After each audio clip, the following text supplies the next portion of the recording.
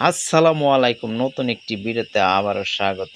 আজ আমরা ফ্রান্স বনাম স্পেনের মধ্যকার হাড্ডাহাড্ডি সেমিফাইনাল ম্যাচটি নিয়ে আলোচনা করব। ম্যাচটি কখন শুরু হবে, কম্পিউটার অনুযায়ী কার জেতার সম্ভাবনা বেশি, দুই দলের শক্তির জায়গা কোথায়, গুরুত্বপূর্ণ খেলোয়াড়, হেড টু হেড লড়াই এবং অতীত পরিসংখ্যান, বাংলাদেশে কীভাবে খেলাটি দেখা যাবে ইত্যাদি বিষয়ে আলোচনা করা হবে। আর আমার চ্যানেল নতুন হয়ে থাকলে ভিডিওটি লাইক দিয়ে চ্যানেলটি সাবস্ক্রাইব করে রাখবেন এবং বেল আইকনটি অন করে রাখবেন। ধন্যবাদ।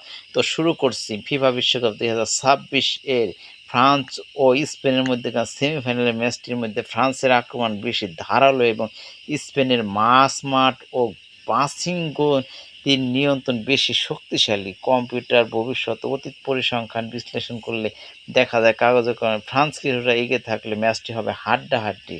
দল দুটির শক্তির জায়গা ফ্রান্স আক্রমণ বা কিলিয়ান এমবাপ্পে, ওসমানে দেমবেলে ও মাইকেল অলিসের গতির কারণে কাউন্টার অ্যাটাক ও ফিনিশিংয়ে তারা অত্যন্ত শক্তিশালী। স্পেন মাঝমাঠ ও বল পজিশন রদ্রি, পেদ্রি ও লামিন ইয়ামাল এর মতো খেলোয়াড়দের নিখুঁত পাসিং এবং বল ধরে রাখার ক্ষমতা স্পেনের প্রধান শক্তি। গুরুত্বপূর্ণ খেলোয়াড় France Kylian Mbappe, Ousmane Dembele, Michael Olise এবং গোলরক্ষক মাইনান।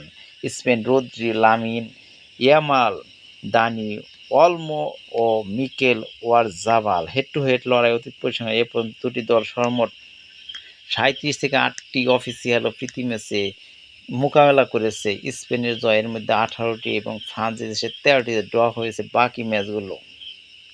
কম্পিউটার ও সুপার কম্পিউটার পরিসংখ্যান অনুযায়ী ফ্রান্সের জয়ের সম্ভাবনা ৪৩.৯% থেকে ৫৭.৭০%।